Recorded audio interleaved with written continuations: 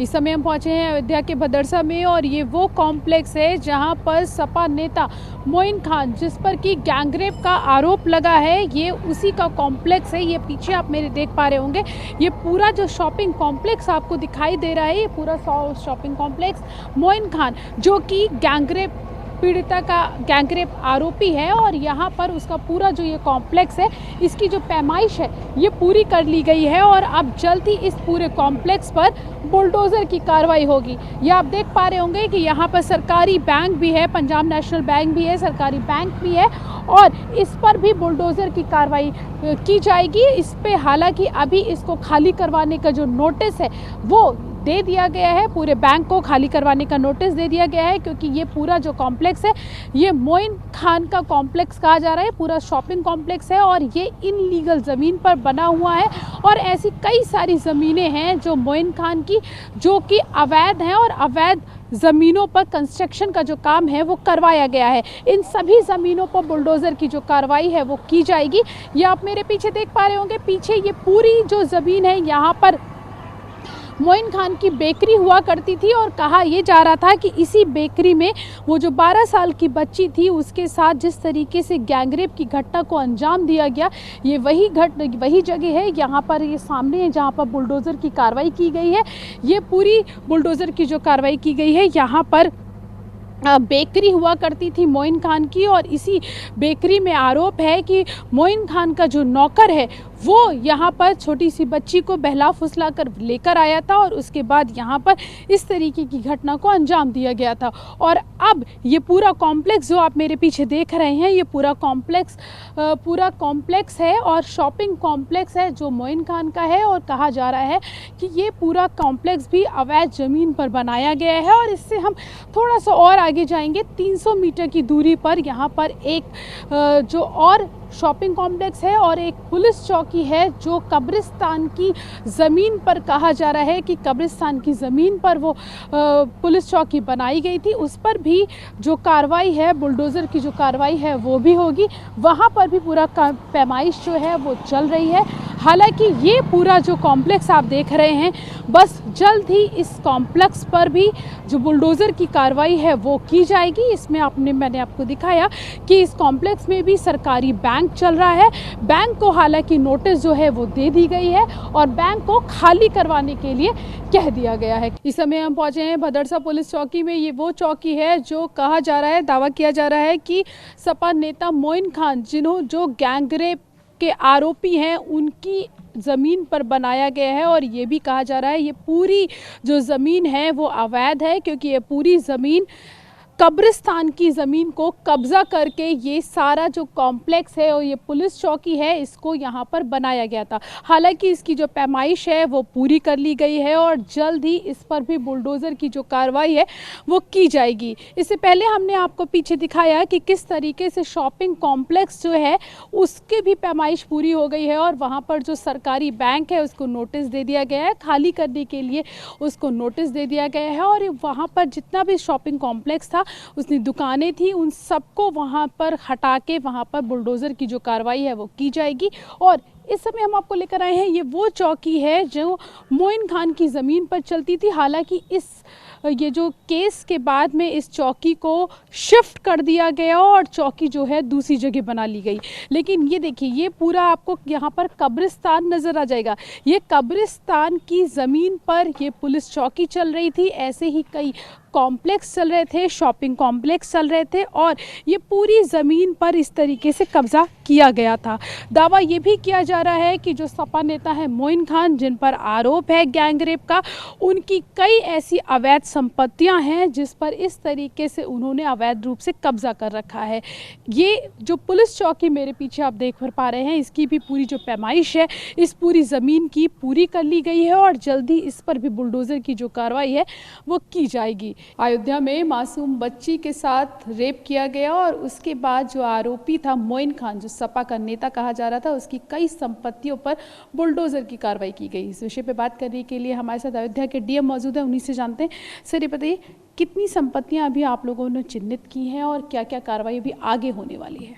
देखिए, तत्काल के रूप में जो उसकी प्रॉपर्टी थी जिस पे बेकरी चल रही थी वो तालाब की ज़मीन पे अतिक्रमण करके बनाई गई थी और ये अयोध्या प्राधिकरण के क्षेत्र में ये उसकी दुकान आती थी। तो हमारे एसडीएम और अयोध्या प्राधिकरण के अधिकारियों की उपस्थिति में उसमें कार्रवाई की गई है और इसके अलावा भी उसकी 2 प्रॉपर्टीज़ हैं जिनको चिन्हित किया गया है और उसको भी नियमानुसार नोटिस देते हुए हम लोग उसमें भी आगे की कार्रवाई करेंगे।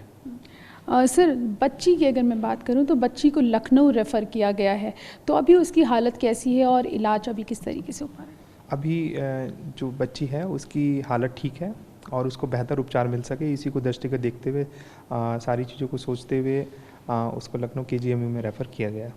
सर, जो मोइन खान है, कहा जा रहा है कि उन्होंने कई इल्लीगल जो संपत्तियां थी उस पर कब्जा कर रखा था, जिसमें कब्रिस्तान की ज़मीनें थी और भी कई ज़मीनें थी। तो किस तरीके की आप लोगों ने चिन्हित किया होगा, फाइंड आउट किया होगा, तो किस तरीके की और ज़मीनें आप लोगों को? जो हमारी टीम है वहाँ पे एसडीएम हैं और एडीएम साहब को मैंने लगाया हुआ है और वो सारी चीज़ें देख रहे हैं। जो प्रॉपर्टीज़ नियम विरुद्ध हैं और अवैध हैं उनका चिन्हीकरण उनके द्वारा किया जा रहा है और जो भी प्रॉपर्टीज इस तरह की आती है तो उसको नियमानुसार हम लोग जो भी इसमें विधिक कार्रवाई है वो करके आगे की कार्रवाई करेंगे। सर, पुलिस चौकी भी चल रही थी वहाँ पर और एक सरकारी बैंक भी है शॉपिंग कॉम्प्लेक्स में, क्या उसको भी आप लोगों ने नोटिस दे दिया है? क्या वहाँ पर भी बुलडोज़र की कार्रवाई होगी? जी बिल्कुल, बैंक को नोटिस दिया गया है क्योंकि उस चिन्हीकरण में उसमें कुछ तथ्य ऐसे आए हैं जिसकी वजह से उसमें कुछ दिक्कत लग रही है। तो हमारा जो वहाँ पे बैंक चल रहा था उसको भी हम लोगों ने खाली करने को नोटिस दिया और वो अपने उच्च अधिकारियों से बात करके इसमें आगे कार्रवाई कर रहे हैं। सर, ये जो मोइन खान है, काफ़ी दिनों से इसका जो पूरे अयोध्या की मैं बात करूँ तो इस आप लोग पहले भी कई तरीके से ड्राइव चलाते रहे हैं इलीगल ज़मीनों को लेकर मंदिर के बाद से। तो ये जो मोइन खान है, इसकी ये जो संपत्तियां हैं ये और काफ़ी पहले से हैं जो इनलीगल है, तो अभी तक क्यों कार्रवाई नहीं हो पाई? क्या प्रशासन की नॉलेज में नहीं आई थी उसकी, या क्या कारण? देखिए, जैसे ही तथ्य सामने आए तभी तुरंत हम लोगों के द्वारा और प्राधिकरण के द्वारा कार्रवाई की गई है और आगे भी जो चीज़ें चिन्हित की जा रही हैं उस पर नियमानुसार हम लोग कार्रवाई आगे भी जो इस तरीके के और भी लोग हैं, क्योंकि ये तो केस सामने आ गया, और भी केस है, तो उनमें भी लगातार इस तरीके की ड्राइव आप लोग चलाते हैं और कार्रवाई की जाती है और पर्टिकुलर केस में जब तथ्य सामने आते हैं तो प्रशासन के द्वारा निश्चित रूप से कार्रवाई की जाती है और आप लोग देख भी रहे हैं कि इसमें त्वरित कार्रवाई प्रशासन और एडीए के द्वारा की गई है।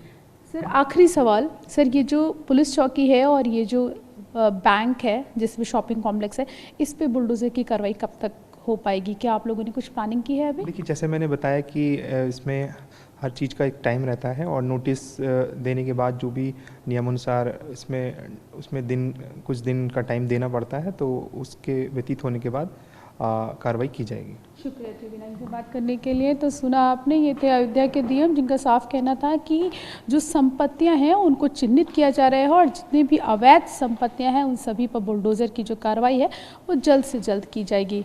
अयोध्या रेप पीड़िता से कांग्रेस डेलीगेशन आज मिलने पहुंचा अस्पताल में और इससे पहले कल भाजपा का जो डेलीगेशन था वो पहुँचा था रेप पीड़िता से मिलने के लिए और आज कांग्रेस का डेलीगेशन जो है वो मिलने के लिए पहुँचा है। बात करते ये बताइए कि आज आप लोग पहुँचे थे अस्पताल, देखा आपने बच्ची को, किस तरीके से हालत है उसकी? देखिए, हॉस्पिटल हम सारे लोग मिल करके जब मिलने के लिए पहुंचे तो प्रशासन ने स्वास्थ्य का हवाला दे करके मिलने से बच्ची से मना कर दिया। तो उन्होंने कहा, इनके पारिवारिक जनों से हम लोगों ने स्वयं आग्रह किया, भाई हम लोग मिलने आए, उनका हाल जानना चाहते हैं, तो ना वो पारिवारिक जनों से मुलाकात करवाए, फिर उसकी माता से मुलाकात कराया गया, उनसे हाल चाल पूछा गया कि क्या है सुविधाएं आपको हॉस्पिटल में, किस तरीके से स्वास्थ्य है। उन्होंने कहा हमारी यहाँ देख रेख पूरी तरीके से हो रही और हम लोगों ने ये भी कहा कि भाई किसी तरीके कोई ज़रूरत हो हम कांग्रेस जन आपके साथ, आपकी ताकत बन करके खड़े रहेंगे और जो दोषी है उनके खिलाफ कार्रवाई कराने के लिए पूरी तरीके से कांग्रेस पार्टी खड़ी है। ये बताइए, आप कह रहे हैं कि कांग्रेस पार्टी खड़ी है, लेकिन आपकी जो सपोर्टिंग पार्टी है सपा, उन्होंने, अखिलेश यादव ने बड़ा बयान दिया था, उन्होंने कहा था कि डीएनए टेस्ट करवाना चाहिए, उसको लेकर आप क्या कहेंगे? क्या आप भी उस बयान से सहमत हैं? देखिए, ज़रूरत ये है इस घटना में सबसे पहले दोषी बचने न पावे और निर्दोष परेशान न होने पाए। इसी बात को लेकर के अगर समाजवादी पार्टी का कोई बयान आया है तो ज़रूर कुछ न कुछ उन्होंने अपना सोच बूझ समझ बूझ करके किया होगा और ज़रूरत है। हम यहाँ इसलिए नहीं आए हैं कि उनको राजनीति करने के लिए, हम राजनीति से ऊपर उठ करके हम चाहते हैं उनका दुख दर्द जाने, उनकी पीड़ा को समझे। ज़रूरत है आज उनको इलाज मिले, उनकी सुरक्षा हो और उनको न्याय मिले। तो अब समाजवादी पार्टी के इस बयान से इत्तेफाक रखते हैं कि नहीं मैं कह रहा हूँ कि ना समाजवादी पार्टी और भारतीय जनता पार्टी या कांग्रेस, मेरा मकसद है सिर्फ, यहाँ सबसे बड़ी ज़रूरत है उसको पीड़िता को न्याय मिलना चाहिए, राजनीति से ऊपर उठ करके देखना चाहिए। और भारतीय जनता पार्टी जिस तरीके से अपनी मैं आपके माध्यम से बताना चाहता हूँ कि भारतीय जनता पार्टी अपनी इस घटिया राजनीति, जिस तरीके से निचले स्तर पर राजनीति को घिरा करके और काम कर रही है, उससे बाज आए और ज़रूरत है उस पीड़ित को न्याय मिले, पीड़ित को इलाज मिले, पीड़ित को सुरक्षा मिले। आज ज़रूरत उसकी है, इसलिए हम कांग्रेस जन यहाँ आए हैं। राजनीति नहीं होनी चाहिए, राजनीति बिल्कुल नहीं होनी चाहिए।